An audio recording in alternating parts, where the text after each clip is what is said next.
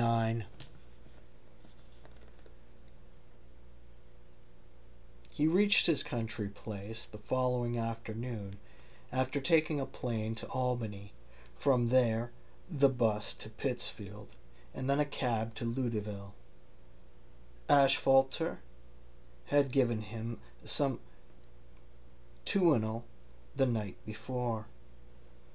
He slept deeply and was feeling perfectly fine, despite his taped sides. The house was 2 miles beyond the village, in the hills. Beautiful, sparkling summer weather in the Berkshires. The air light, the streams quick, the woods dense, the green new. As for birds, Herzog's acres seemed to have become a sanctuary. Wrens nested under the ornamental scrolls of the porch. The giant elm was not quite dead, and the orioles lived in it still. Herzog had the driver stop in the mossy roadway, boulder-lined. He couldn't be sure the house was approachable, but no fallen trees blocked the path. And although much of the gravel had washed down in thaws and storms, the cab might easily have gotten through. Moses, however, didn't mind the short climb.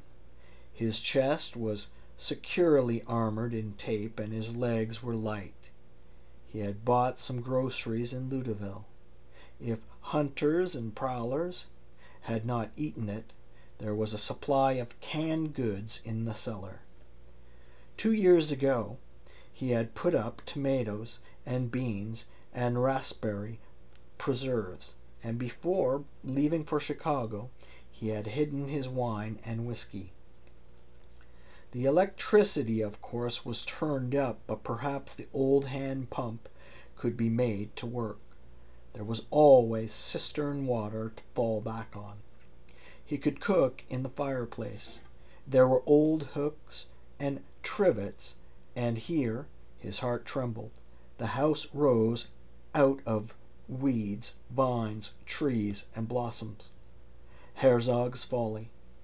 Monument to his sincere and loving idiocy, to the unrecognized evil of his character, symbol of his Jewish struggle for a solid footing in white Anglo-Saxon Protestant America. The land was ours before we were the land's, as the sententious old man declared at the inauguration. I, too, have done my share of social climbing, he thought, with hauteur to spare, defying the wasps, who, because the government gave much of this continent away to the railroads, stopped boiling their own soap circa 1880, took European tours, and began to complain of the Micks and the Spicks and the Sheenies. What a struggle I waged, left-handed but fierce. But enough of that. Here I am, Hinene. How marvelously beautiful it is today. He stopped in the overgrown yard, shut his eyes in the sun against flashes of crimson, and drew in the odors of catalpa bells, soil, honeysuckle, wild onions, and herbs. Either deer or lovers had lain in the grass near the elm, for it was flattened. He circled the house to see whether it was much damaged. There were no broken windows. All the shutters, hooked from within, were undisturbed. Only a few of the posters he had put up, warning that this property was under police protection, had been torn down. The garden was a thick mass of thorny canes, roses and berries, twisted together. It looked too hopeless, past regretting. He would never have the strength to throw himself into such tasks again, to hammer, paint, patch, splice, prune, spray. He was here only to look things over. The house was as musty as he had expected. He opened a few windows and shutters in the kitchen. The debris of leaves and pine needles, webs, cocoons, and insect corpses he brushed away. What was needed immediately was a fire. He had brought matches. One of the benefits of a riper age was that you became clever about such things, foresightful. Of course, he had a bicycle. He could ride to the village to buy what he had forgotten. He had even been smart enough to set the bike on its saddle, to spare the tires. There was not much air in them, but they'd get him down to the Esso station. He carried in a few pine logs, kindling, and started a small blaze first to make sure of the draft. Birds or squirrels might have nested in the flues. But then he remembered that he had climbed out on the roof to fasten wire mesh over the chimneys, part of his frenzy of efficient toil. He laid on more wood. The old bark dropped away and disclosed the work of insects underneath. Grubs, ants, long-legged spiders ran away. He gave them every opportunity to escape. The black, dry branches began to burn with yellow flames. He heaped on more logs, secured them with the andirons, and continued his examination of the house. The canned food had not been touched. There was fancy goods, bought by Madeline, always the best of everything. S.S. Pierce terrapin soup, Indian pudding, truffles, olives, and then grimmer-looking victuals bought by Moses himself at army surplus sales, beans, canned bread, and the like. He made his inventory with a sort of dreamy curiosity about his one-time plan for solitary self-sufficiency. The washer-dryer, the hot water unit, pure white and gleaming forms into which he had put his dead father's dollars, ugly green, laboriously made, tediously counted, divided in agony among the heirs. Well, well, thought Herzog. He shouldn't have sent me to school to learn about dead emperors. My name is Ozymandias, King of Kings. Look on my works, ye mighty, and despair. But self-sufficiency and solitude, gentleness, it all was so tempting, and had sounded so innocent, it became smiling Herzog so well in the description. It's only later you discover how much viciousness is in these hidden heavens. Unemployed consciousness, he wrote in the pantry. I grew up in a time of widespread unemployment and never believed there might be work for me. Finally, jobs appeared, but somehow my consciousness remained unemployed. And after all, he continued, beside the fire, the human intellect is one of the great forces of the universe. It can't safely remain unused. You might almost conclude that the boredom of so many human arrangements, middle-class family life, for instance, has the historical aim of freeing the intellect of newer generations, sending them into science. But a terrible loneliness throughout life is simply the plankton on which Leviathan feeds. Must reconsider. The soul requires intensity. At the same time, virtue bores mankind. Read Confucius again. With vast populations, the world must prepare to turn Chinese. Herzog's present loneliness did not seem to count because it was so consciously cheerful. He peered through the chink in the lavatory where he used to hide away with his 10-cent volume of Dryden and Pope, reading I Am His Highness, Dog at Q, or Great Wits to Madness Sure Are Near Allied. There, in the same position as in former years, was the rose that used to give him comfort, as shapely, as red, as nearly genital to his imagination, as ever. Some good things do recur. He was a long time peering at it through the meeting of masonry and lumber. The same damp-loving grasshoppers, giant Orthoptera, still lived in this closet of masonry and plywood.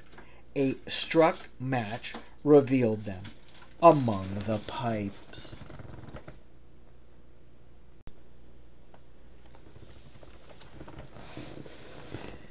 It was old, the tour he made through his property.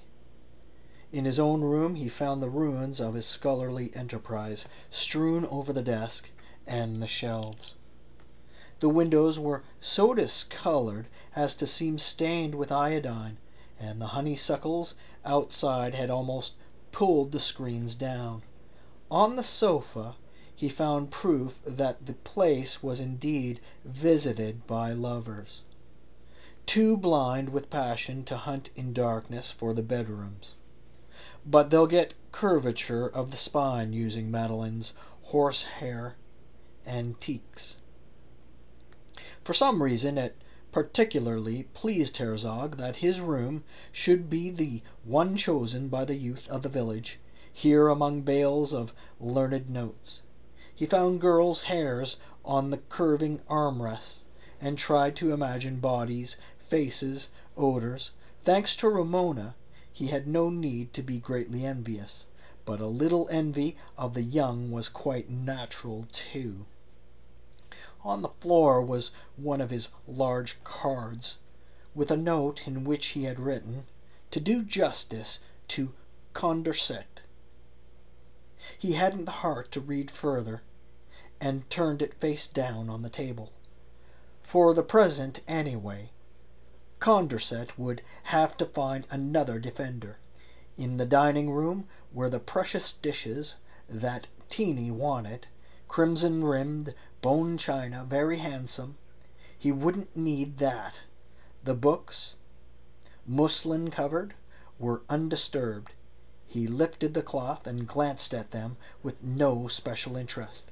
Visiting the little bathroom, he was entertained to see the lavish fittings Madeline had bought at Sloane's, scalloped silver soap dishes and flashing towel racks, too heavy for the plaster, even after they were fastened with toggle bolts. They were drooping now. The shower stall for Gersbach's convenience. The Gersbachs had had no shower in Barrington.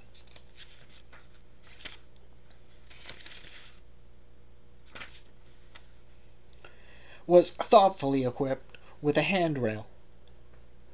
"If we're going to put it in, let's make it so Valentine can use it," Mattie had said. "Ah, well," Moses shrugged. A strange odor in the toilet bowl attracted his notice next.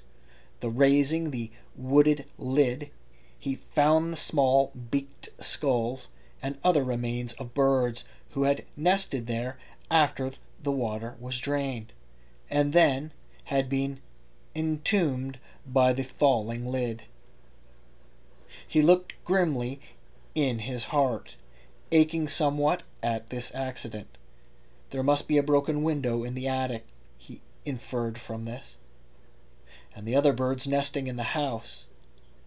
Indeed, he found owls in his bedroom, perched on the red valances, which they had streaked with droppings. He gave them every opportunity to escape, and when they were gone, looked for a nest.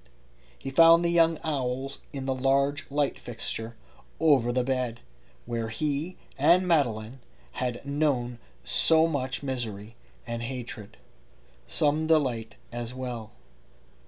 On the mattress, much nest litter had fallen, straws, wool, threads, down, bits of flesh, mouse ends, and streaks of excrement. Unwilling to disturb these fat-faced little creatures, Herzog pulled the mattress of his marriage bed into June's room. He opened more windows, and the sun and country air at once entered. He was surprised to feel such contentment. Contentment? Whom was he kidding? This was joy. For perhaps the first time he felt what it was to be free from Madeline. Joy! His servitude was ended and his heart released from its grisly heaviness and incrustation. Her absence, no more than her absence itself, was simply sweetness and lightness of spirit. To her, at 11th and State, it had been happiness to see him in trouble, and to him, in Ludeville, it was a delicious joy to have her removed from his flesh, like something that had stabbed his shoulders, his groin, made his arms and his neck lame and cumbersome. My dear sage, an imbecilic Hedvig, it may be that the remission of pain is no small part of human happiness. In its primordial and stupider levels, where now and then a closed valve opens again. Those strange lights, Herzog's brown eyes so often overlaid with the film or protective chitin of melancholy, the byproduct of his laboring brain, shone again. It cost him some effort to turn over the mattress on the floor of June's old room. He had to move aside some of her cast-off toys and kitty furniture, a great stuffed blue-eyed tiger, the potty chair, a red snowsuit, perfectly good. He recognized also the grandmother's bikini, shorts and halters, and among other oddities, a wash rag which Phoebe had stitched with his initials, a birthday present, a possible hint that his ears were not clean. Beaming, he pushed it aside with his foot. A beetle escaped from beneath. Herzog, lying under the open window, with the sun in his face, rested on the mattress. Over him the great trees, the spruces in the front yard, showed their beautiful jaggedness, and sent down the odor of heated needles and gum. It was here, until the sun passed from the room, that he began in earnest, from tranquil fullness of heart, to consider another series of letters. Dear Ramona, only dear? Come, Moses, open up a little. Darling Ramona, what an excellent woman you are. Here he paused to consider whether he should say he was in Ludeville. In her Mercedes she could drive from New York in 3 hours, and it was probable that she would. God's blessing on her short but perfect legs, her solid, well-tinted breasts, and her dashing curved teeth, and gypsy brows and curls. La Divradora de Hombres. He decided, however, to date his letter Chicago, and asked Lucas to remail it. What he wanted now was peace. Peace and clarity. I hope I didn't upset you by copping out, but I know you're not one of those conventional women it takes a month to appease because of a broken date. I had to see my daughter and my son. He's at camp, Yuma, near Catskill. It's turning into a busy summer. Several interesting developments. I hesitate to make too many assertions yet, but at least I can admit what I never stopped asserting anyway, or feeling. The light of truth is never far away, and no human being is too negligible or corrupt to come into it. I don't see why I shouldn't say that. But to accept ineffectually banishment to personal life, confusion. Why don't you try this out, Herzog, on the owls next door, those naked owlets pimpled with blue? Since the last question, also the first one, the question of death, offers us the interesting alternatives of disintegrating ourselves by our own wills in proof of our freedom, or the acknowledging that we owe a human life to this waking spell of existence, regardless of the void. After all, we have no positive knowledge of that void. Should I say all this to Ramona? Some women think that earnestness is wooing. She'll want a child. She'll want to breed with a man who talks to her like this. Work. Work. Real, relevant work. He paused. But Ramona was a willing worker, according to her lights, and she loved her work. He smiled affectionately on his sunlit mattress. Dear Marco, I've come up to the old homestead to look things over and relax a bit. The place is in pretty good shape, considering. Perhaps you'd like to spend some time here with me, only the two of us, roughing it, after camp. We'll talk about it Parents' Day. I'm looking forward to that. Eagerly. Your little sister, whom I saw in Chicago yesterday, is very lively and as pretty as ever. She received your postcard.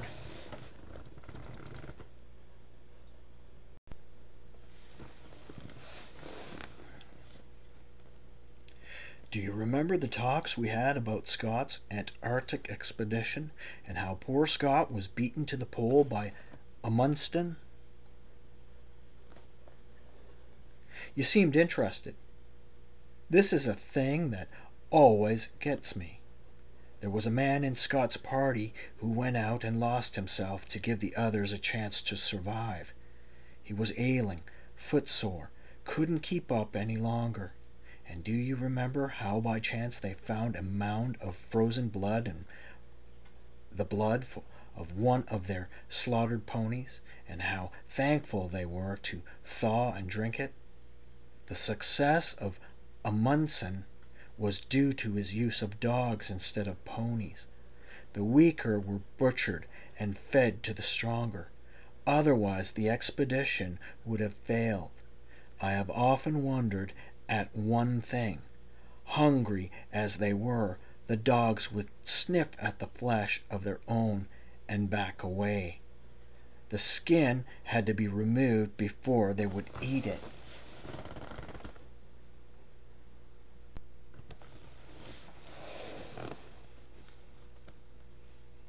Maybe you and I could take a trip at Christmas to Canada just to get the feel of genuine cold. I am a Canadian too, you know. We could visit St. Agatha in the Laurentians. Expect me on the 16th, bright and early. Dear Luke, be so kind as to post these enclosures. I hope to hear your depression is over. I think your visions of the aunt being rescued by the firemen and of the Broads playing piggy move up are signs of psychological resiliency. I predict your recovery. As for you, thought Herzog, you will not tell him how you feel now. All this overflow. It wouldn't make him happier. Keep it to yourself if you feel exalted. Anyway, he may think you've simply gone off your nut. But if I am out of my mind, it's all right with me. My dear Professor Mermelstein, I want to congratulate you on a splendid book. In some matters you scooped me, you know, and I felt like hell about it. Hated you one whole day for making a good deal of my work superfluous. Wallace and Darwin? However, I well know what labor and patience went into such a work. So much digging, learning, synthesizing, and I'm all admiration. When you are ready to print a revised edition, or perhaps another book, it would be a great pleasure to talk over some of these questions. There are parts of my projected book I'll never return to you. You may do what you like with those materials. In my earlier book, to which you were kind enough to refer, I devoted one section to heaven and hell in apocalyptic romanticism. I may not have done it to your taste, but you ought not to have overlooked it completely. You ought to have a look at the monograph by that fat, natty brute, Egbert Shapiro. From Luther to Lenin, a history of revolutionary psychology. His fat cheeks give him a great resemblance to Gibbon. It is a valuable piece of work. I was greatly impressed by the section called Millenarianism and Paranoia. It should not be ignored that modern power systems do offer a resemblance to this psychosis. A gruesome and crazy book on this has been written by a man named Bellow, fairly inhuman, and filled with vile, paranoid hypotheses, such as that crowds are fundamentally cannibalistic, that people standing secretly terrify the sitting, that smiling teeth are the weapons of hunger, that the tyrant is mad for the sight of possible, edible corpses about him. It seems quite true that the making of corpses has been the most dramatic achievement of modern dictators and their followers, Hitler, Stalin, etc. Just to see, Herzog tried this on, experimenting whether Mermelstein didn't have a vestige of old Stalinism about him. But this fellow Shapiro is something of an eccentric, and I mention him as an extreme case. How we all love extreme cases and apocalypses, fires, drownings, stranglings, and the rest of it. The bigger our mild, basically ethical, safe middle class grow, the more radical excitement is in demand. Mild or moderate truthfulness or accuracy seems to have no pull at all, just what we need now. When a dog is drowning, you offer him a cup of water. Papa used to say bitterly, in any case, if you had read that chapter of mine, An Apocalypse and Romanticism, you might have looked a little straighter at that Russian you admire so much. Izvolsky? The man who sees the souls of monads and as the legions of the damned, simply atomized and pulverized, a dust storm in hell, and warns that Lucifer must take charge of collectivized mankind devoid of spiritual character and true personality. I don't deny this makes some sense here and there, though I do worry that such ideas, because of the bit of suggestive truth in them, may land us in some old, suffocating churches and synagogues. I was somewhat bothered by borrowings and references which I considered hit and run, or the use of other writers' serious beliefs as mere metaphors.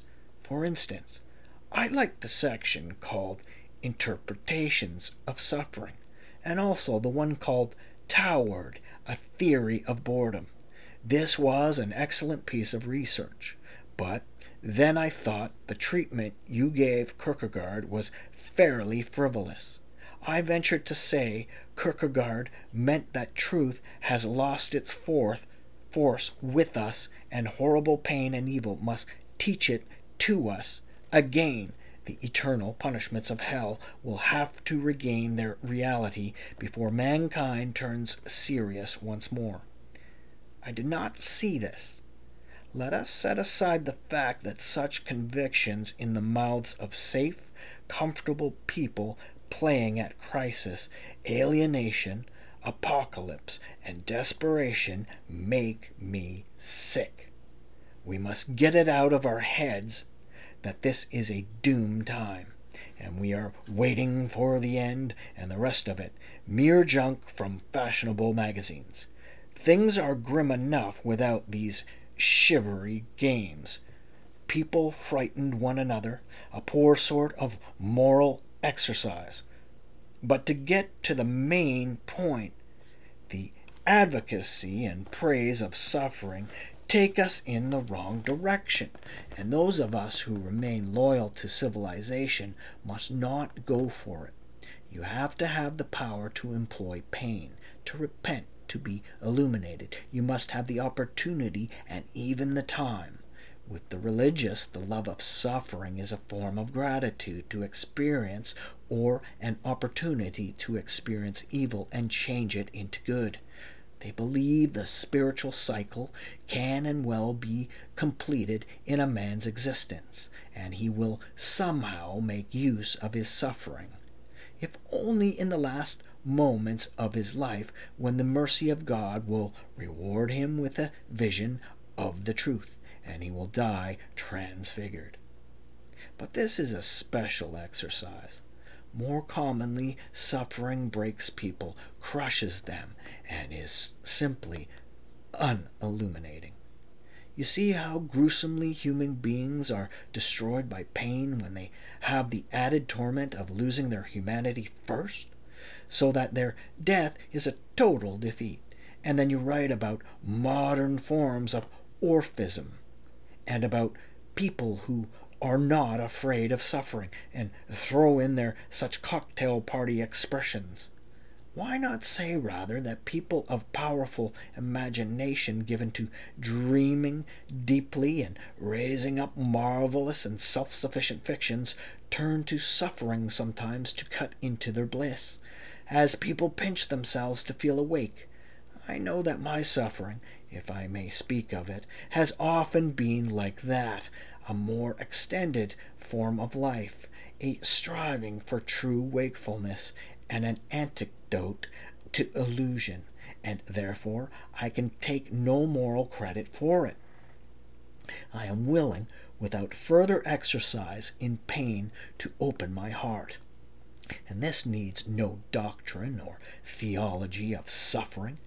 We love apocalypses too much, and crisis ethics and florid extremism with its thrilling language.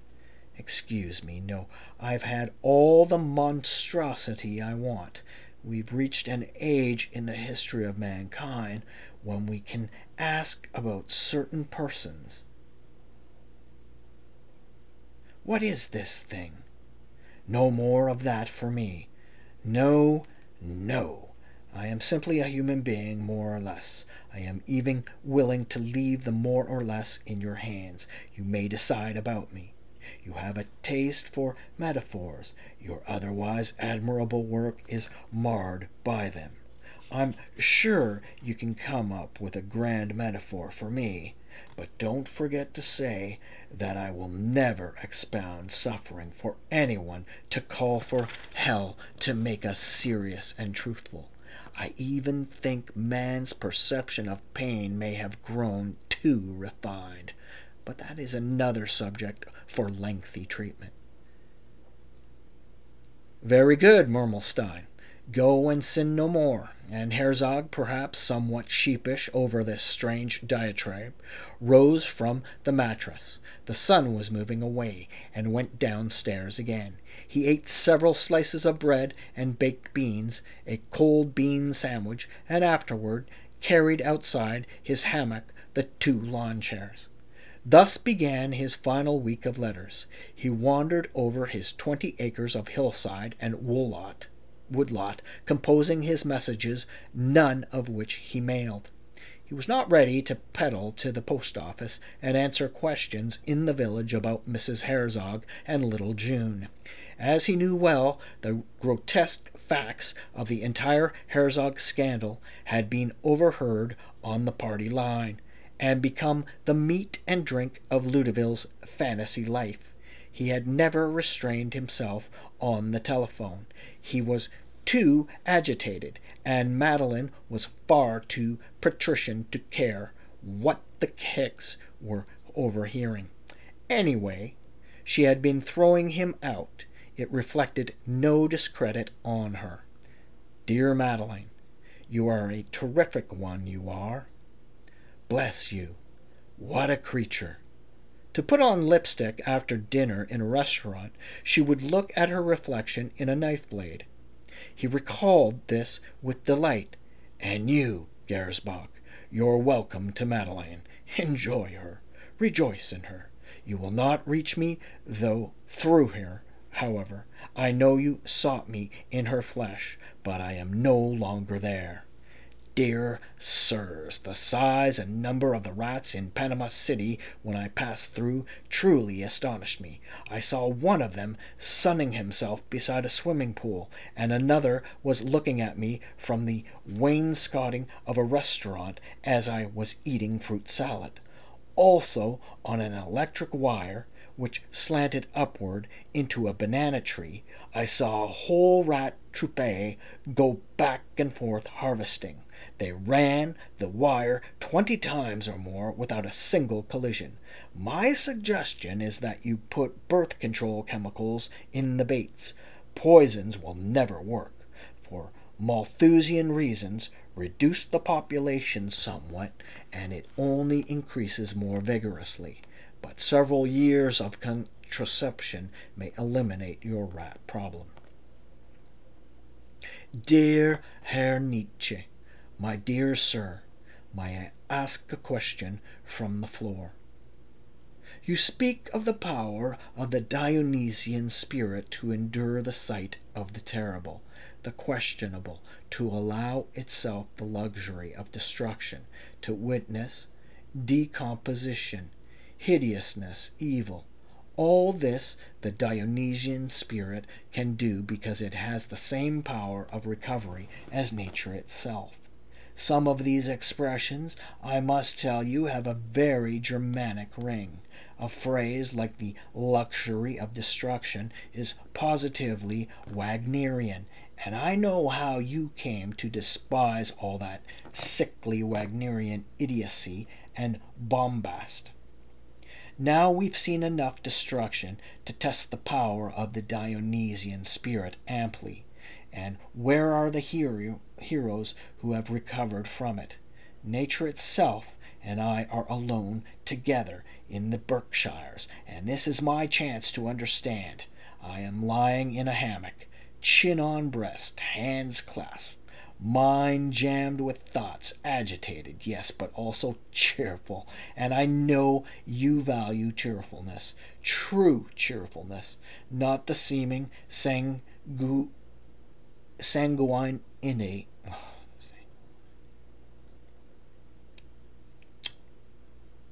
I am lying in a hammock, chin on breast, hands clasped, mind jammed with thoughts, agitated, yes, but also cheerful. And I know you value cheerfulness, true cheerfulness, not the seeming sanguinity of Epicureans, nor the strategic buoyancy of the heartbroken. Sanguinity,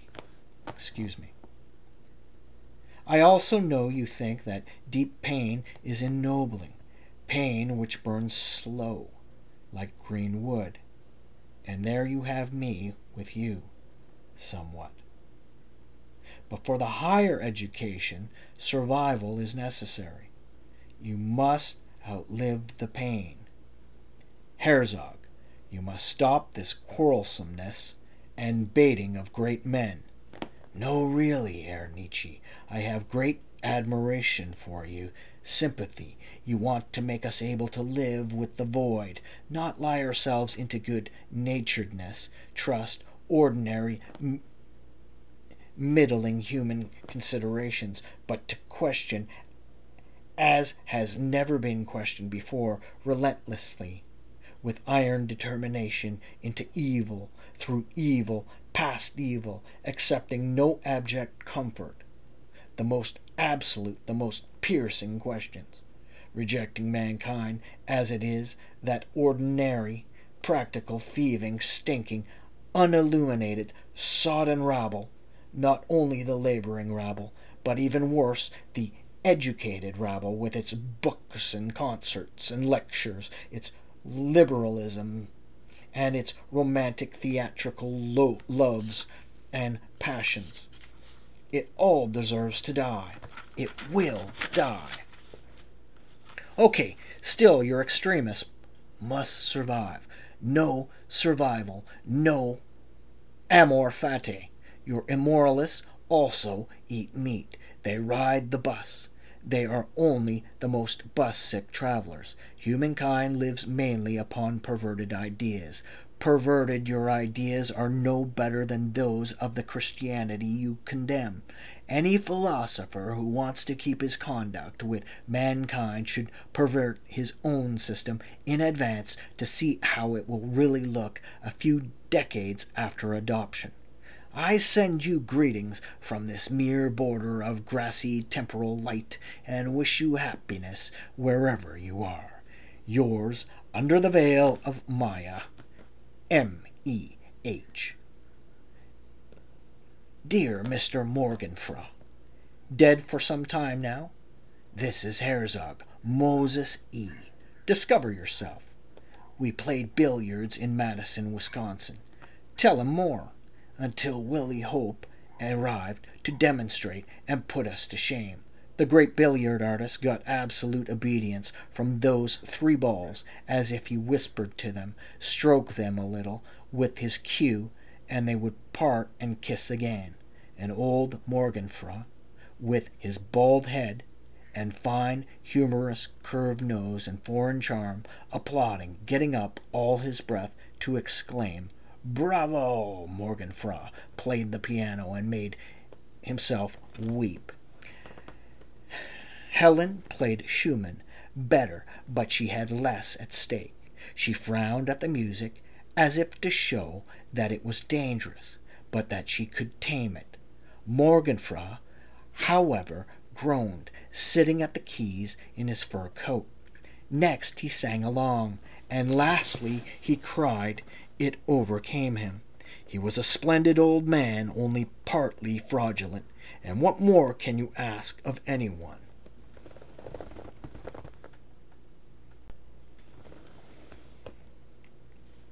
Dear Dr. Morgenfrau, latest intelligence from the Olduvai Gorge in East Africa gives grounds to suppose that man did not descend from a peaceful arboreal ape, but from a carnivorous terrestrial type, a beast that hunted in packs and crushed the skulls of prey with a club or femoral bone.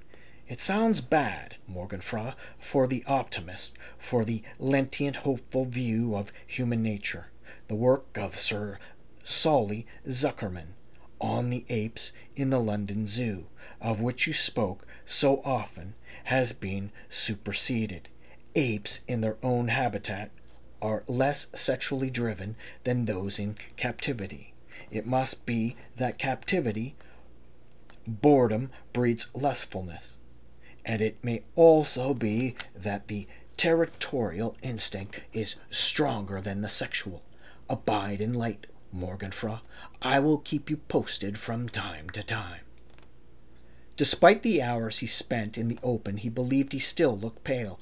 Perhaps this was because the mirror of the bathroom door which he stared in the morning reflected the massed green of the trees. No, he did not look well. His excitement must be a great drain on his strength, he thought. And then there was the persistently medicinal smell of the tapes on his chest to remind him that he was not well. After the 2nd or 3rd day, he stopped sleeping on the 2nd floor. He didn't want to drive the owls out of the house and leave a brood to die in the old fixture with the triple brass chain. It was bad enough to have those tiny skeletons in the toilet bowl. He moved downstairs, taking with him a few useful articles: an old trench coat and rain hat, his boots ordered from Gokey's in St. Paul, marvelous, flexible, handsome, snake-proof boots. He had forgotten that he had them. In the storeroom he made other interesting discoveries: photographs of the happy days, boxes of clothing, Madeline's letters, bundles of cancelled checks, elaborately engraved wedding announcements, and a recipe book belonging to Phoebe Gersbach. The photographs were all of him. Madeline had left those behind, taking the others. Interesting, her attitude. Among the abandoned dresses were her expensive maternity outfits. The checks were for large sums, and many of these were paid to cash. Had he secretly been saving? He wouldn't put it past her. Had she secretly been saving? He wouldn't put it past her. The announcements made him laugh. Mr. and Mrs. Pontreter were giving their daughter in marriage to Mr. Moses E. Herzog, Ph.D. In one of the closets, he found a dozen or so Russian books under a stiff painter's drop-cloth. Shestov Rozanov. He rather liked Rozanov, who was luckily in English. He read a few pages of Solitaria. Then he looked over the paint situation. Old brushes, thinners, evaporated, crusted buckets. There were several cans of enamel, and Herzog thought, what if I should paint up the little piano? I could send it out to Chicago, to Junie. The kid is really highly musical. As for Madeline, she'll have to take it in, the bitch, when it's delivered, paid for. She can't send it back. The green enamel seemed to him exactly right, and he wasted no time but found the most usable brushes to set himself to work, full of eagerness, in the parlor. Dear Rozanov. He painted the lid of the piano with absorption. The green was light, beautiful like summer apples. A stupendous truth, you say, heard from none of the prophets, is that private life is above everything, more universal than religion. Truth is higher than the sun. The soul is passion. I am the fire that consumeth. It is joy to be choked with thought. A good man can bear to listen to another talk about himself. You can't trust the people who are bored by such talk. God has gilded me all over. I like that. God has gilded me all over. Very touching, this man, though extremely coarse at times, and stuffed with violent prejudices. The enamel covered well, but it would probably need a second coat, and he might not have enough paint for that. Putting down the brush, he gave the piano lid time to dry. Considering how to get the instrument out of here, he couldn't expect one of the giant interstate vans to climb this hill. He would have to hire Tuttle from the village to come in his pickup truck. The cost would amount to something like $100, but he must do everything possible for the child, and he had no serious problems about money. Will had offered him as much as he needed to get through the summer. A curious result of the increase of historical consciousness is that people think explanation is a necessity of survival. They have to explain their condition, and if the unexplained life is not worth living, the explained life is unbearable too. Synthesize or perish. Is that the new law? But when you see what strange notions, hallucinations, projections issue from the human mind, you begin to believe in providence again. To survive these idiocies, anyway, the intellectual has been a separatist. And what kind of synthesis is a separatist likely to come up with? Luckily for me, I didn't have the means to get too far away from our common life. I am glad of that. I mean to share with other human beings as far as possible and not destroy my remaining years in the same way. Herzog felt a deep, dizzy eagerness to begin. He had to get water from the cistern. The pump was too rusty. He had primed it and worked the huddle, but only tired himself. The cistern was full. He raised the iron lid with a pry bar and put down the bucket. It made a good sound, dropping, and you couldn't get softer water anywhere. But it had to be boiled. There was always a chipmunk or two, a rat, dead at the bottom, though it looked pure enough when you drew it up. Pure green water.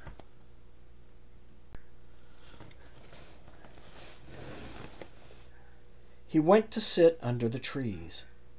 His trees. He was amused resting here on his American estate, $20,000 worth of country solitude and privacy. He did not feel an owner. As for the 20 grand, the place was certainly not worth more than 3 or 4. Nobody wanted these old-fashioned houses on the fringes of the Berkshires, not the fashionable section, where there were music festivals and modern dancing, riding to hounds or other kinds of snobbery. You couldn't even ski on these slopes. No one came here.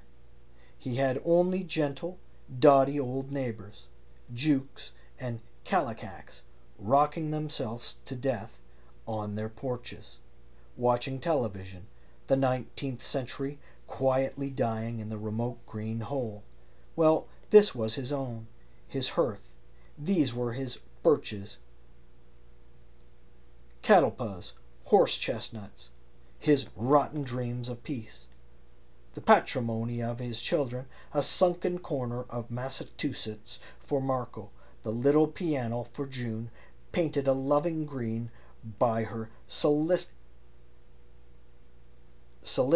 father.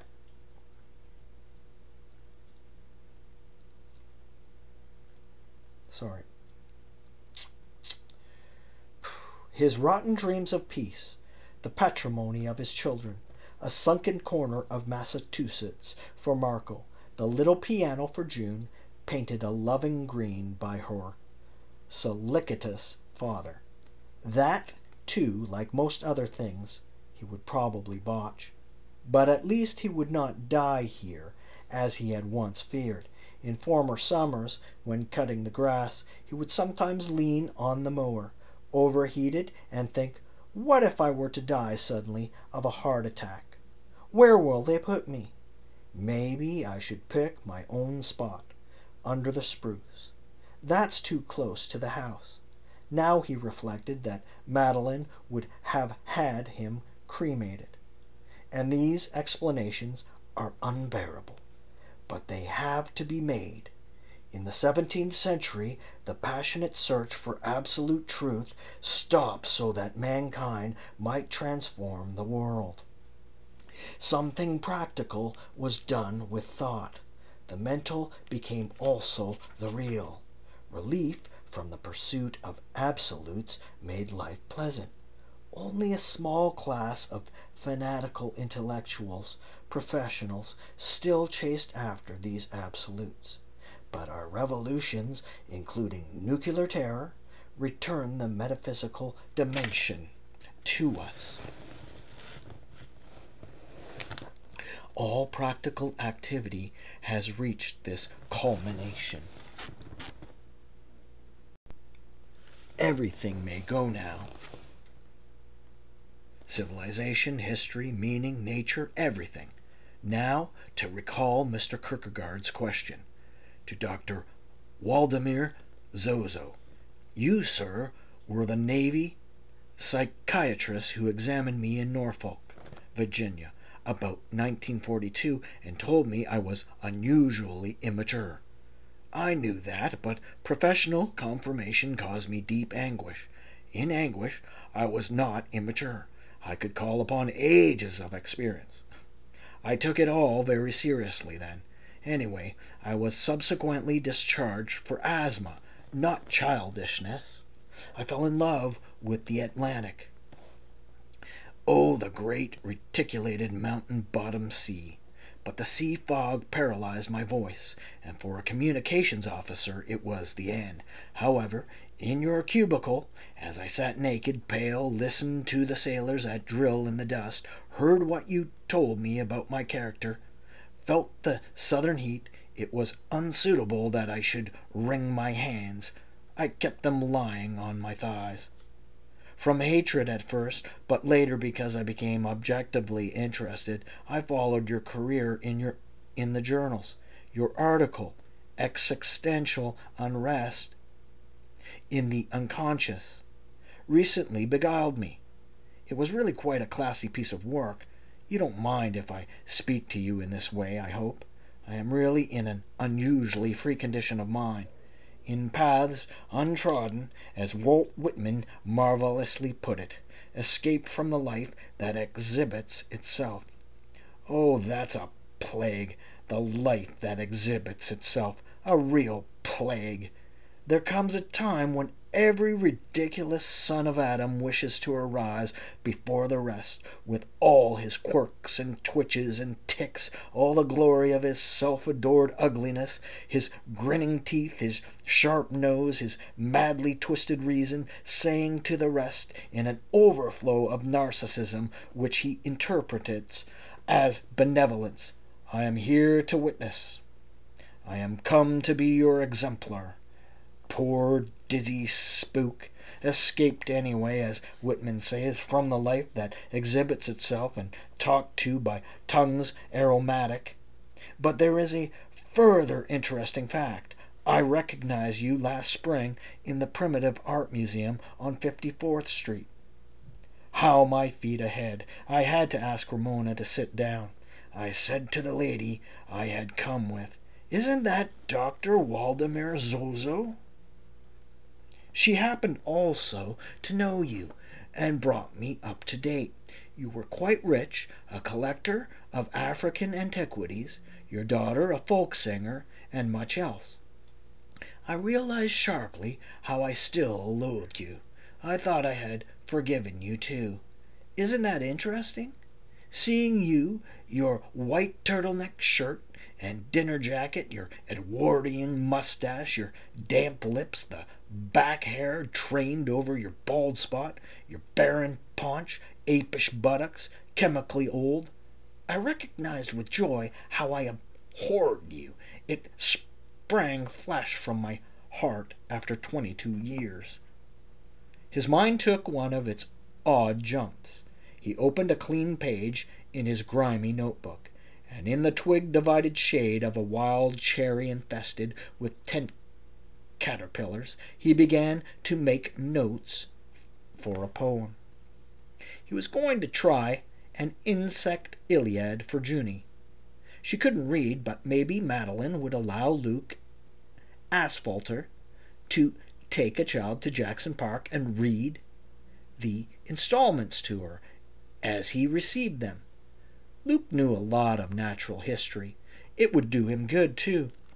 Moses, pale with this heartfelt nonsense, stared at the ground with brown eyes, standing round-shouldered, the notebook held behind him as he thought it over. He could make the Trojans ants. The Argives might be water skaters. Luke might find them for her along the edge of the lagoon, where those stupid caryatides were posted. The water skaters, therefore, with long velvet hairs beaded with glittering oxygen. Helen, a beautiful wasp. Old Priam, a cicada, sucking sap from the roots and with his trowel-shaped belly plastering the tunnels.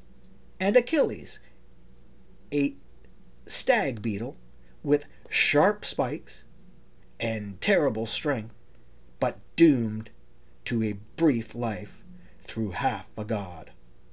At the edge of the water, he cried out to his mother, "Thus spoke Achilles, and Thetis heard him in the ooze, sitting beside her ancient father, in glorious debris, enough for all." But the project was quickly abandoned. It wasn't a good idea, really not. For one thing, he wasn't stable enough. He could never keep his mind at it. His state was too strange, this mixture of clairvoyance and spleen, esprit de l'escalier, noble inspirations, poetry and nonsense, ideas, hyper-aesthesia. Wandering about like this, hearing forceful but indefinite music within, seeing things of violet fringes about the clearest objects, his mind was like that cistern, soft, pure water, sealed under the iron lid, but not entirely safe to drink. No, he was better occupied painting the piano for the child. Go, Let the fiery claw of imagination take up the green brush. Go. But the fire coat was not dry yet, and he wandered out to the woods, eating a piece of bread from the package he carried in his trench coat pocket. He was aware that his brother might now show up at any time. Will had been disturbed by his appearance. It was unmistakable, and I had better look out, thought Herzog. People do get put away, and seem even to intend it. I have wanted to be cared for. I devoutly hoped Emmerich would find me sick. But I have no intention of doing that. I am responsible to reason. This is simply temporary excitement, responsible to the children. He walked quietly into the woods, the many leaves, living and falling, green and tan, going between rotted stumps, moss, fungus, discs. He found a hunter's path, also a deer trail. He felt quite well here, and calmer. The silence sustained him, and the brilliant weather, the feeling that he was easily contained by everything about him, within the hollowness of God, as he noted, and deaf to the final multiplicity of facts as well as blind to ultimate distances, 2 billion light years out. Supernovae. Daily radiance trodden here within the hollowness of God. To God he jotted several lines. How my mind has struggled to make coherent sense. I have not been too good at it, but have desired to do your unknowable will, taking it, and you without symbols, everything of intensest significance, especially if divested of me. Returning once more to practical considerations, he must be very careful with Will and talk to him only in the most concrete terms about concrete matters, like this property, and look as ordinary as possible. If you wear a wise look, he warned himself, you'll be in trouble and fast. No one can bear such looks any longer, not even your brother. Therefore, watch your face. Certain expressions burn people up, and especially the expression of wisdom, which can lead you straight to the loony bin. You will have earned it. He lay down near the locust trees. They bloomed with a light, tiny, but delicious flower. He was sorry to have missed that. He recognized that with his arms behind him and his legs extended any way, he was lying as he had lain less than a week ago on his dirty little sofa in New York. But was it only a week? 5 days? Unbelievable! How different he felt! Confident, even happy in his excitement, stable. The bitter cup would come round again by and by. This rest and well-being were only a momentary difference in the strange lining of variable silk between life and void. The life you gave me has been curious, he wanted to say to his mother, and perhaps the death I must inherit will turn out to be even more profoundly curious. I have sometimes wished it would hurry up, longed for it to come soon, but I am still on the same side of eternity as ever. It's just as well, for I have certain things still to do, and without noise, I hope. Some of my oldest aims seem to have slid away, but I have others. Life on this earth can't be simply a picture, and terrible forces in me, including the force of admiration or praise, powers, including loving powers, very damaging, making me almost an idiot because I lack the capacity to manage them. I may turn out to be not such a terrible, hopeless fool as everyone, as you, as I myself suspected. Meantime, to lay off certain persistent torments, to surrender the hyperactivity of this hyperactive face. But just to put it out instead to the radiance of the sun, I want to send you and others the most loving wish I have in my heart. This is the only way I have to reach out where it is incomprehensible.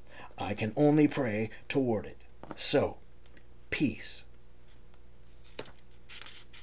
For the next 2 days, or where there were 3, Herzog did nothing but send such messages and write down songs, psalms, and utterances, putting into words what he had often thought, but for the sake of form or something of the sort, had always suppressed. Once in a while he found himself painting the little piano again, or eating bread and beans in the kitchen, or sleeping in the hammock, and he was always slightly surprised to discover how he had been occupied. He looked at the calendar one morning and tried to guess the date, counting in silence, or rather groping over nights and days. His beard informed him better than his brain. His bristles felt like 4 days' growth, and he thought it best to be clean-shaven when Will arrived. He built a fire and heated a pan of water, lathered his cheeks with brown laundry soap. Clean-shaven, he was extremely pale. His face had become much thinner, too. He had just put down his razor when he heard the smooth noise of an engine at the foot of the drive. He ran into the garden to meet his brother. Will was alone in his Cadillac. The great car got up the hill slowly, scraping its underbelly on rocks and bending the tall growths of weeds and canes. Will was a masterful driver. He might be short, but there was nothing timid about him, and as for the beautiful Italian plum finish of the Cadillac, he was not the sort of man to fret about a few scratches. On level ground, under the elm, the car stood idling. 2 Chinese fangs of vapor came from the rear, and William got out, his face lined in the sun. He took in the house, Moses approaching eagerly. What must Will feel? Moses wondered. He must be appalled. What else could he be? Will, how are you? He embraced his brother. How are you, Moses? Are you feeling all right? Will might act as conservative as he pleased. He could never conceal his real emotions from his brother. I just shaved. I always look white after shaving.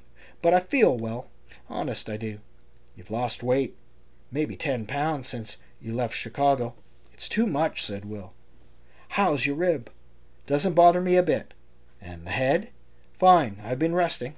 Where's Muriel? I thought she was coming too. She took the plane. I'm going to meet her in Boston. Will had learned to conduct himself with restraint. A Herzog, he had a good deal to hold down.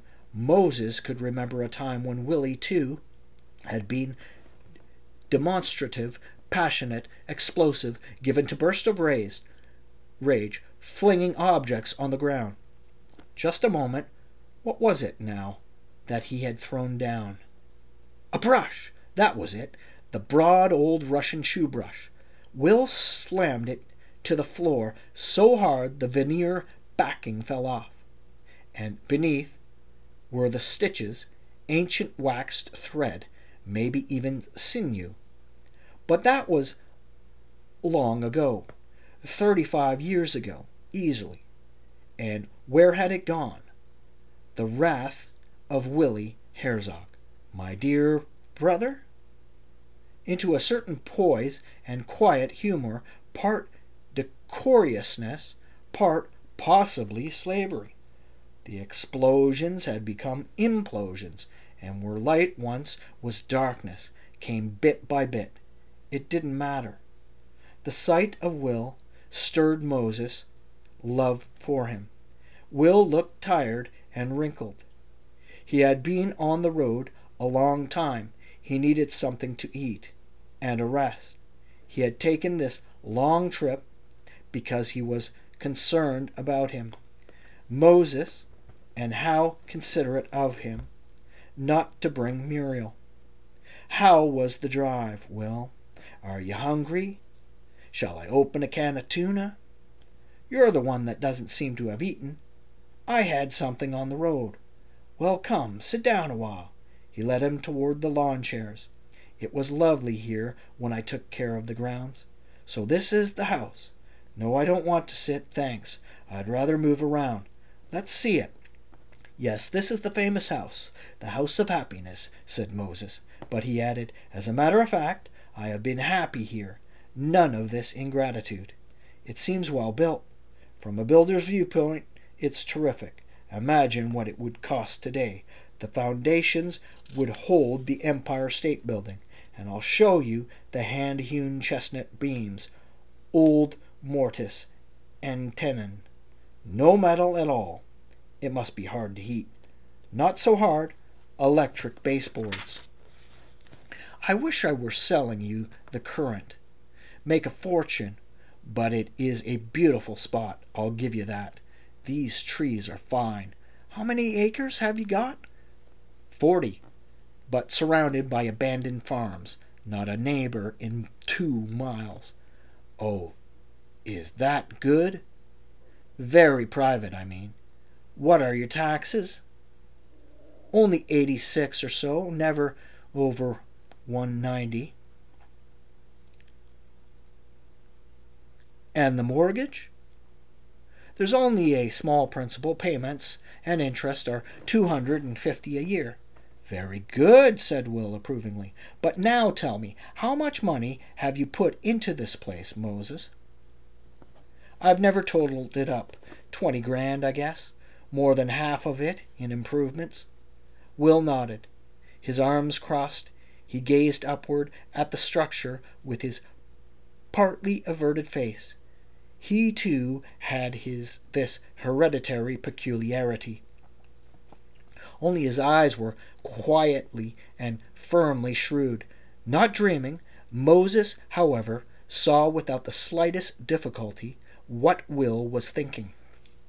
He expressed it to himself in Yiddish. In the road, off on deck, the edge of nowhere, out on the lid of hell. In itself, it's a fine-looking piece of property. It may turn out to be a pretty reasonable investment at that. Of course, the location is a bit peculiar. Louisville isn't on the map. No, not on the SO map, Moses conceded. The state of Massachusetts knows where it is, naturally. Both brothers smiled slightly without looking at each other. Let's look over the interior, said Will. Moses gave him a tour of the house, beginning in the kitchen. It needs an airing. It's a bit musty, but handsome. The plaster is in excellent condition. You need a cat to police the field mice. They winter in here. I'm fond of them, but they chew everything, even book bindings. They seem to love glue and wax, paraffin, candles, anything like that. Will showed them great politeness. He did not confront him harshly with fundamentals, as Shura would have done. There was a certain sweet decency in Will. Helen had it too. Shura would have said, "What a jerk you were to sink so much dough into this old barn." Well, that was simply Shura's way. Moses loved them all, notwithstanding.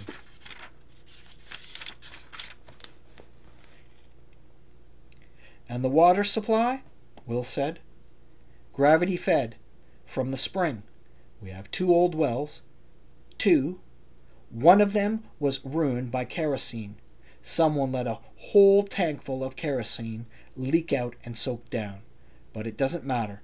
The water supply is excellent. The cesspool is well built. Could accommodate 20 people. You wouldn't need orange trees. Meaning what? It means that Versailles, Louis Courtois, oh my God. It means that Versailles, Louis Courtois planted oranges because the excrement of the cord made the air foul. How nice to have an education, said Will. To be pedantic, you mean, said Herzog. He spoke with a great deal of caution, taking special pains to give an impression of completest normalcy. That Will was studying him Will, who had become the most discreet and observant of the Herzogs, was transparently plain. Moses thought he could bear his scrutiny fairly well. His haggard, just-shaven cheeks were against him, as was the whole house, the skeletons in the toilet bowl, the owls in the fixtures, the half-painted piano, the remains of meals, the wife-deserted atmosphere. His inspired visit to Chicago was bad, too. Very bad. It must be noticeable also that he was in an extraordinary state, eyes dilated with excitement, the very speed of his pulses possibly visible in his large irises. Why must I be such a throb-hearted character? But I am, and you can't teach old dogs. Myself is thus, and so I will continue thus, and so. And why fight it? My balance comes from instability, not organization or courage, as with other people. It's tough, but that's how it is. On these terms, I too, even I, apprehend certain things. Perhaps the only way I am able to do it. Must play the instrument I've got. You've been painting this piano, I see. For June, said Herzog. A present. A surprise. What? Will laughed. Are you planning to send it from here? Why, it'll cost you $200 in freight, and it will have to be fixed up, tuned. Is it such a great piano? Madeline bought it at an auction for $25. Take my word for it, Moses. You can buy a nice old piano right in Chicago at a warehouse sale. Lots of old instruments like this kicking around. Yes? Only I like this color, this apple parrot green, the special Ludeville color. Moses's eyes were fixed upon his work with a certain inspired persistency. He was near a point of open impulsiveness, and some peculiarity might now dart forth. He couldn't allow that to happen. Under no circumstances must he utter a single word that might be interpreted as irrational. Things already looked bad enough. He glanced away from the piano into the clear shade of the garden, and tried to become as clear as that. He deferred to his brother's opinion. Okay, next trip, I'll get her a piano. What you've got here is an excellent summer house, said Will. A little lonely, but nice, if you can clean it up. It can be lovely here, but you know we might make it a Herzog summer resort. For the family, everyone put in a little money. Cut the brush, build a swimming pool.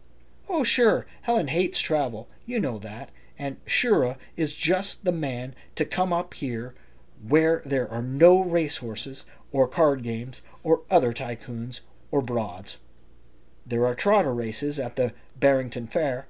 No, I guess that's not such a good idea either.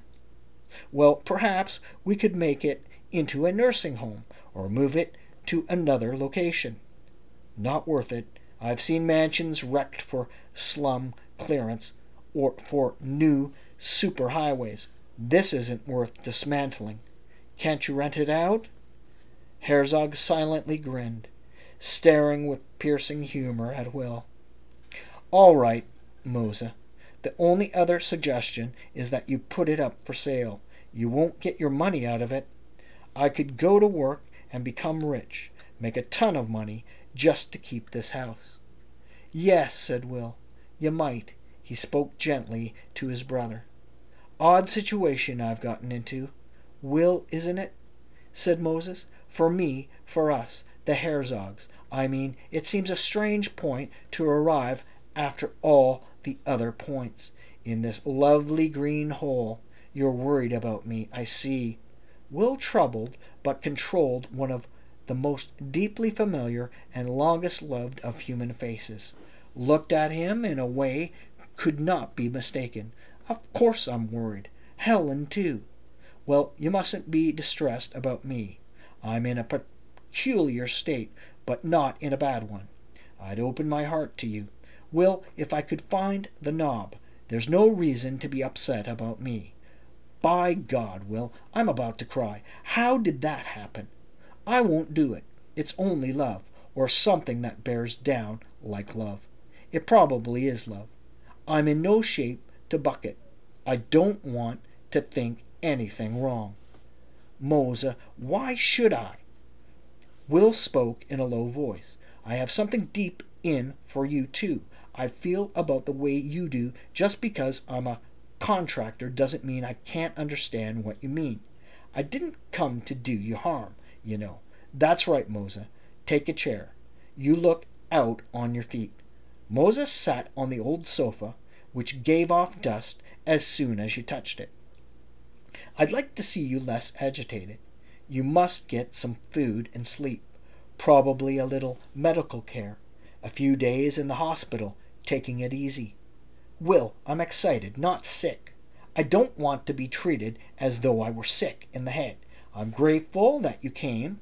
Silently and stubbornly he sat, persisting, putting down his violent choking craving for tears. His voice was dim. Take your time, said Will. Herzog found his voice again and said distinctly, I want to be straight about one thing. I'm not turning myself over to you out of weakness or because I can't make my own way. I don't mind taking it easy in some hospital for a few days if you and Helen decided that that was what I should do. I see no objection. Clean sheets and a bath and some hot food. Sleep. That's all pleasant. But only a few days. I have to visit Marco at camp on the 16th. That's Parents' Day, and he's expecting me. Fair enough, said Will. That's no more than right. Only a while back in New York I had fantasies about being put in the hospital. You were only being sensible, said his brother. What you need is supervised rest. I've thought about it, too. For myself, once in a while, we all get that way. Now, he looked at his watch. I asked my physician to phone a local hospital in Pittsfield. As soon as Will had spoken, Moses sat forward on the sofa. He could not find words. He only made a negative sign with his head. At this, Will's face changed too. He seemed to think he had pronounced the word hospital too abruptly, that he ought to have been more gradual, circumspect. No, said Moses, still shaking his head. No, definitely. Now Will was silent, still with the painted air of a man who had made a tactical error. Moses could easily imagine what Will had said to Helen, after he had bailed him out, and what a worried consultation they had had about him. What shall we do? Poor Mosa. Maybe it's all driven him mad. Let's at least get a professional opinion about him. Helen was great on professional opinions. The veneration with which he said professional opinion had always amused Moses, and so they had approached Will's internist to ask if he would discreetly arrange something in the Berkshire area. But I thought we already agreed, said Will. No, Will, no hospitals. I know you and Helen are doing what brother and sister should, and I'm tempted to go along. To a man like me, it's a seductive idea. Supervised rest. And why not? If I'd found some improvement in you, I might not have brought it up, said Will. But look at you. I know, said Moses, but just as I began to be a little rational, you want to hand me over to a psychiatrist. It was a psychiatrist you and Helen had in mind, wasn't it? Will was silent, taking counsel with himself. Then he sighed and said, What harm could there be in it? Was it any more fantastic for me to have these wives, children, to move to a place like this than for Papa to have been a bootlegger? We never thought he was mad. Moses began to smile. Do you remember, Will? He had those phony labels printed up, White Horse, Johnny Walker, Haig, and we'd sit at the table with the paste pot, and he'd flash those labels and say, Well, children, what should we make today? And we'd start to cry out and squeak, White Horse! Teachers! and the coal stove was hot. It dropped embers like red teeth in the ash. He had those dark green lovely bottles. They don't make glass like that, in those shapes anymore. My favorite was Whitehorse. Will laughed softly.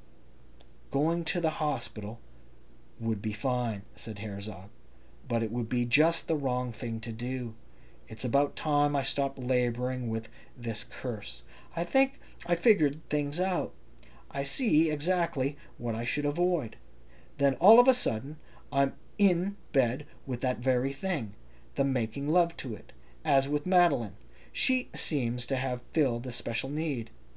How do you figure that, Moses? Will joined him on the sofa and sat beside him. A very special need. I don't know what. She brought ideology into my life, something to do with catastrophe. After all, it's an ideological age. Maybe she wouldn't make a father of anyone she liked.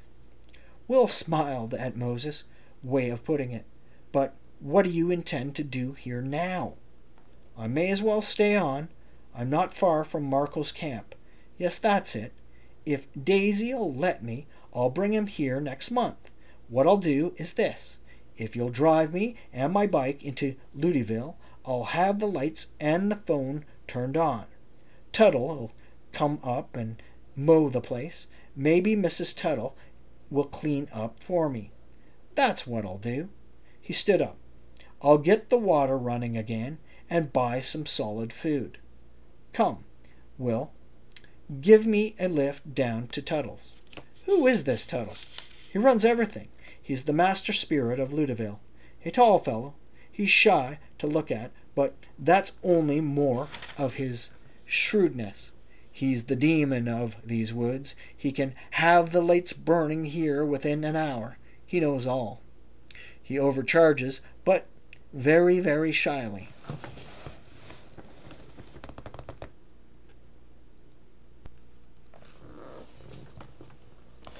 Tuttle was standing beside his high, lean, antiquated gas pumps when Will drove up. Thin, wrinkled, the hairs on his corded forearms bleached meal white, he wore a cotton paint cap, and between his false teeth, to help him kick the smoking habit, as he once explained to Herzog, he kept a plastic toothpick. I knew you was up in the place, Mr. Herzog, he said. Welcome back.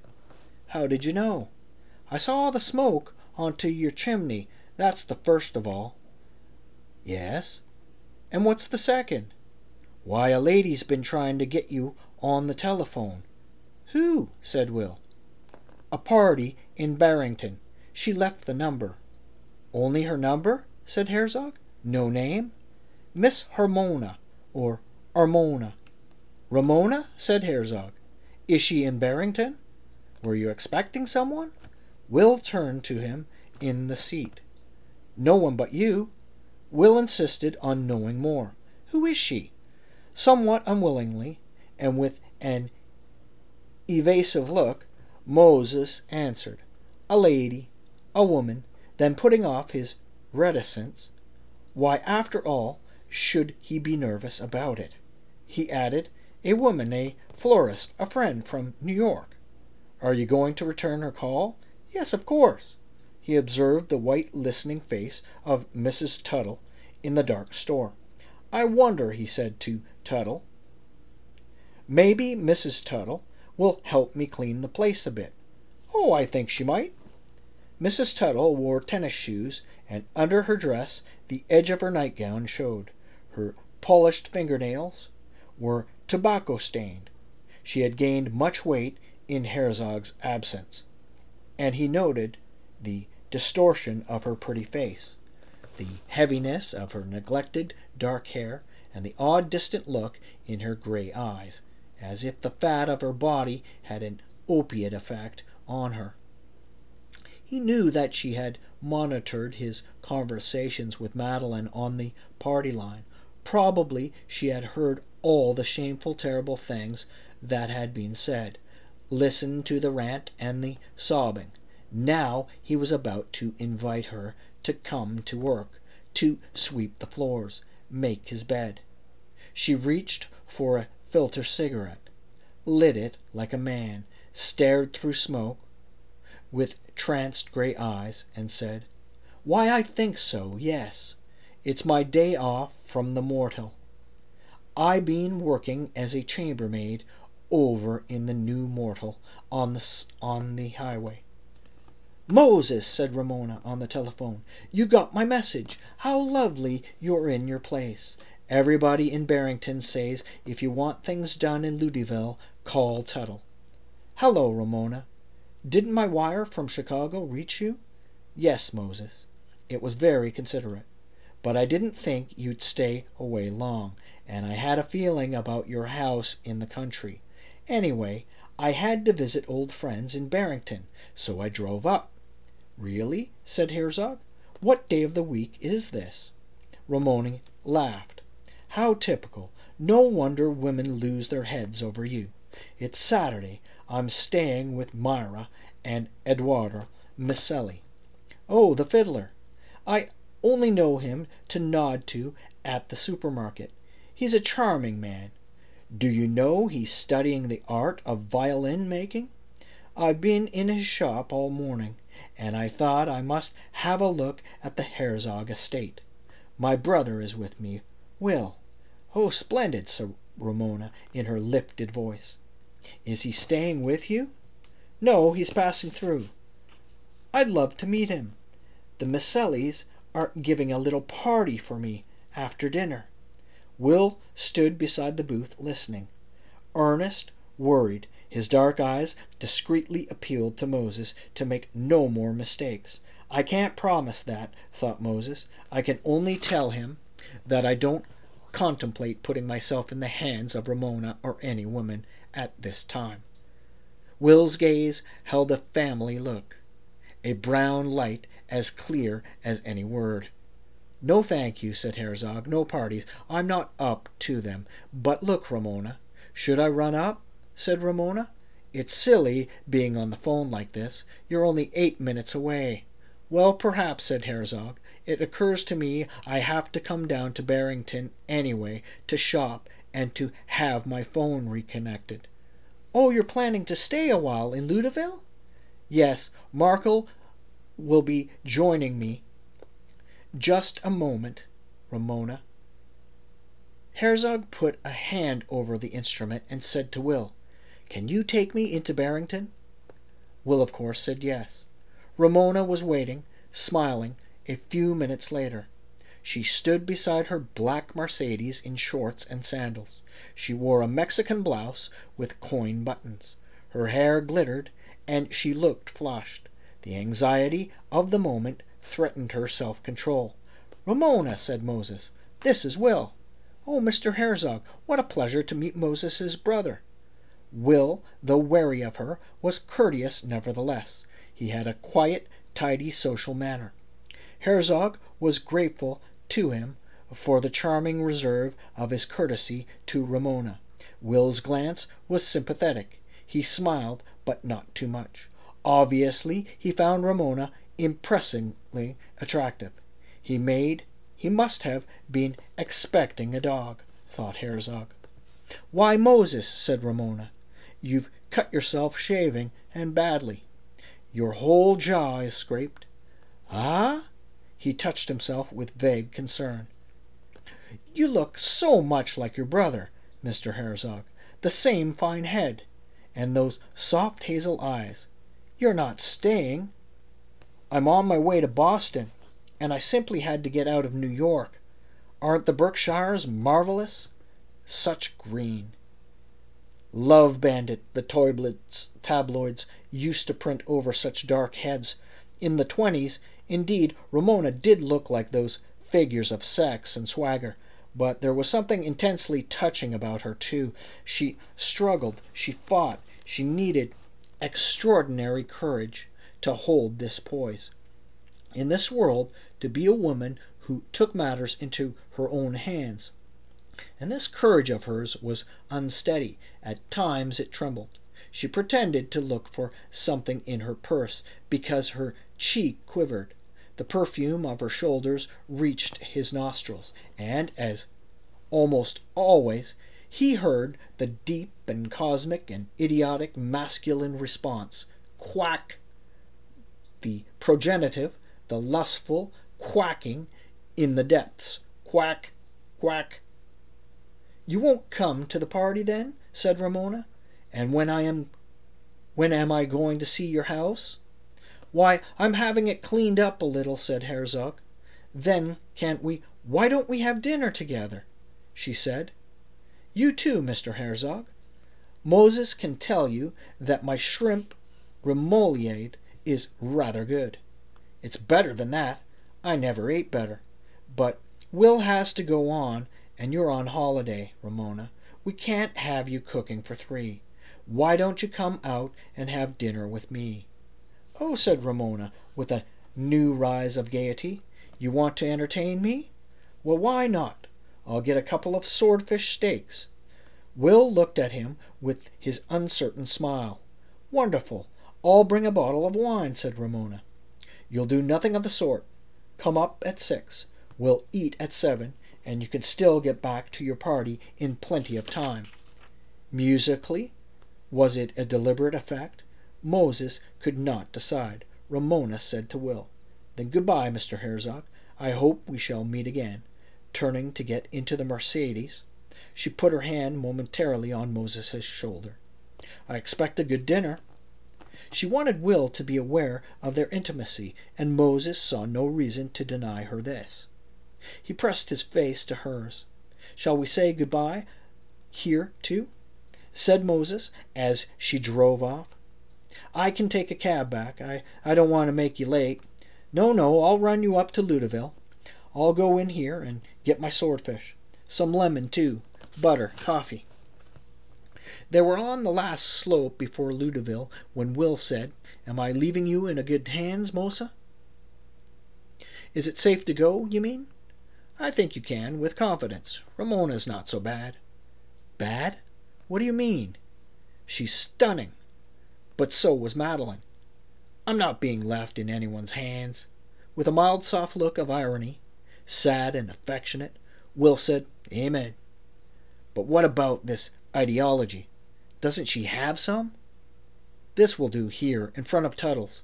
They'll take me in the pickup bike and all. Yes, I think she has some.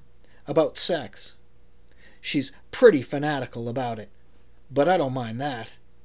"I'll get out and make certain of the directions," said Will. Tuttle, as they walked slowly past him, told Moses, "I think we'll have that current onto your house in a few minutes."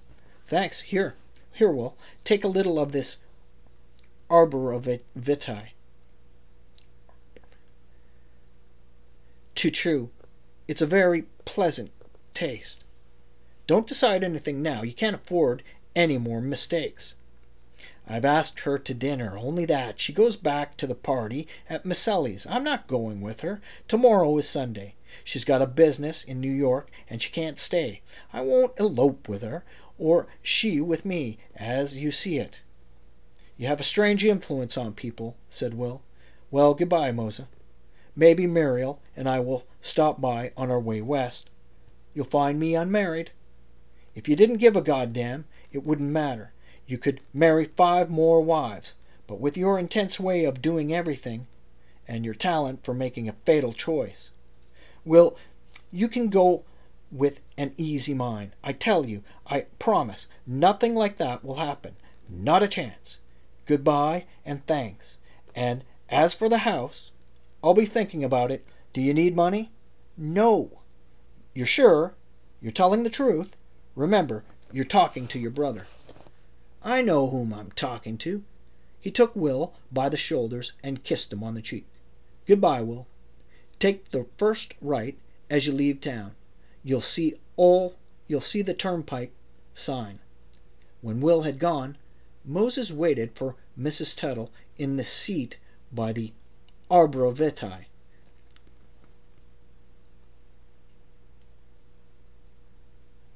Having the first leisurely look at the village. Everywhere on earth The model of natural creation seems to be the ocean. The mountains certainly look that way, glossy, plunging, and that haughty blue color. And even these scrappy lawns. What keeps these red brick houses from collapse on these billows is their inner staleness. I smell it yawning through the screens. The odor of souls is a brace to the walls. Otherwise, the wrinkling of the hills would make them crumble. "You got a glorious old place here, Mr. Herzog," said Mrs. Tuttle, as they drove in her old car up the hill. "It must have cost you a penny to improve it. It's a shame you don't use it more. We've got to get the kitchen cleaned up so I can cook a meal. I'll find you the brooms and pails and such." He was groping in the dark pantry when the lights went on. Tuttle is a miracle man, he thought. I asked him at about 2. It must be 4:35. Mrs. Tuttle, a cigarette in her mouth, tied her head up in a bandana. Beneath the hem of her dress, the peach nylon of her nightgown nearly touched the floor. In the stone cellar, Herzog found the pump switch. At once he heard the water rising, washing into the empty pressure tank. He connected the range. He turned on the refrigerator. It would take a while to get cold. Then it occurred to him to chill the wine in the spring. After that, he took up the scythe to clear the yard, so that Ramona would have a better view of the house. But after he had cut a few swaths, his ribs began to ache. He didn't feel well enough for this sort of work. He lay stretched in the lawn chair, facing south. As soon as the sun lost its main strength, the hermit thrushes began, and while they sang their sweet fierce music threatening trespassers, the blackbirds would begin to gather in flocks for the night, and just toward sunset they would break from these trees in waves. Wave after wave, 3 or 4 miles in one flight, or their waterside nest.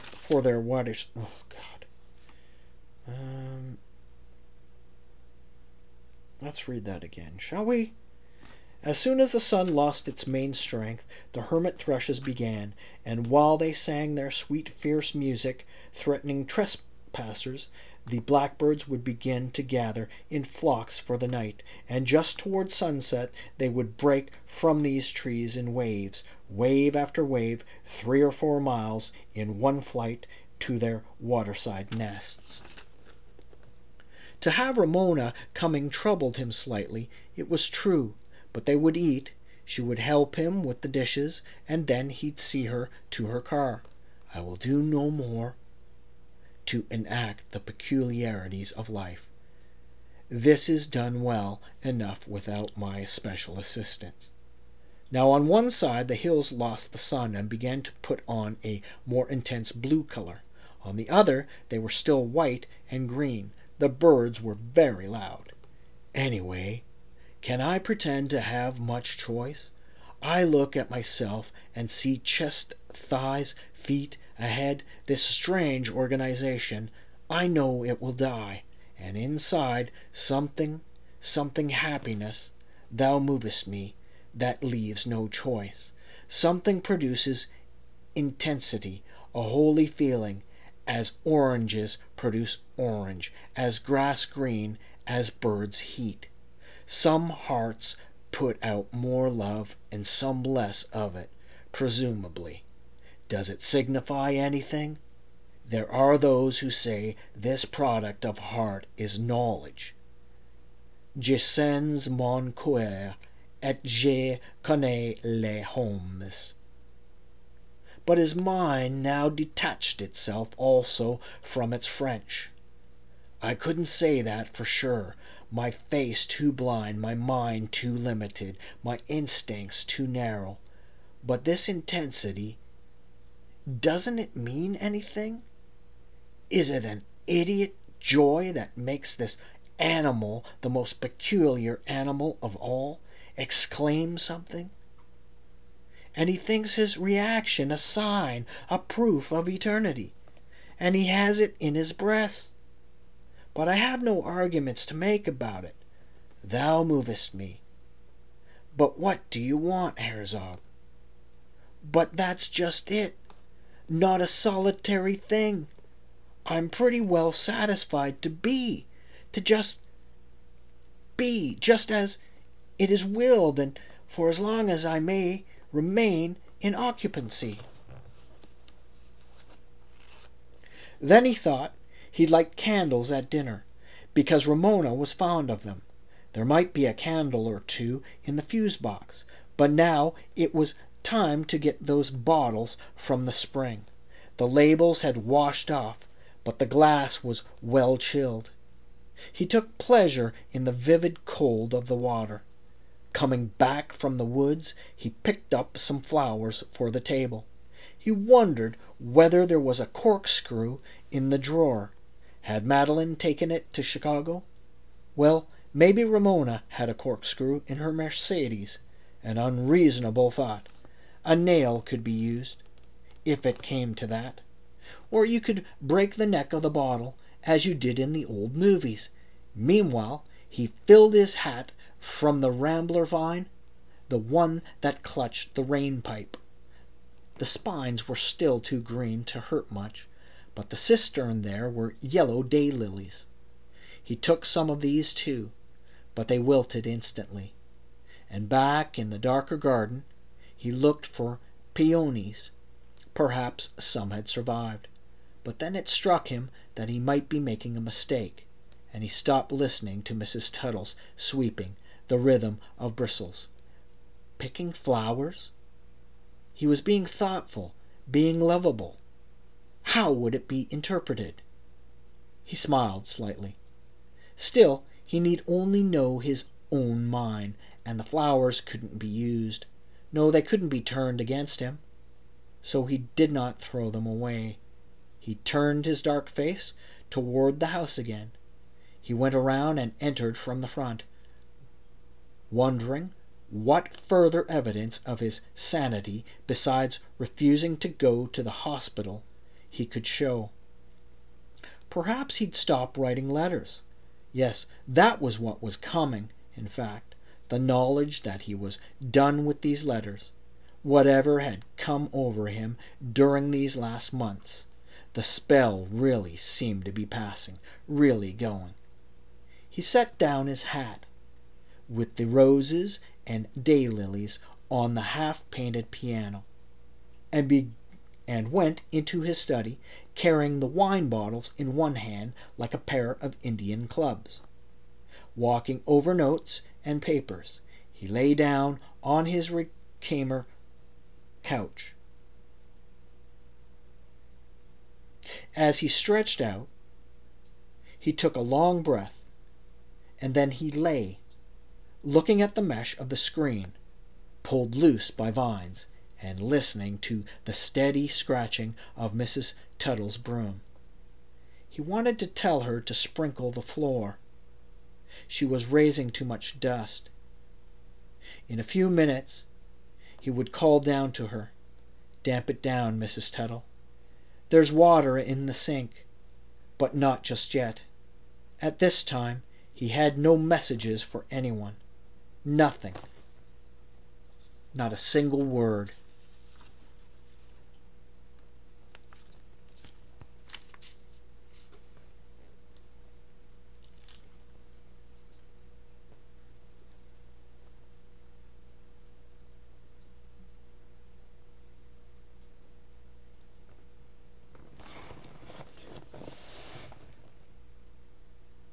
That concludes Saul Bellow's HERZOG.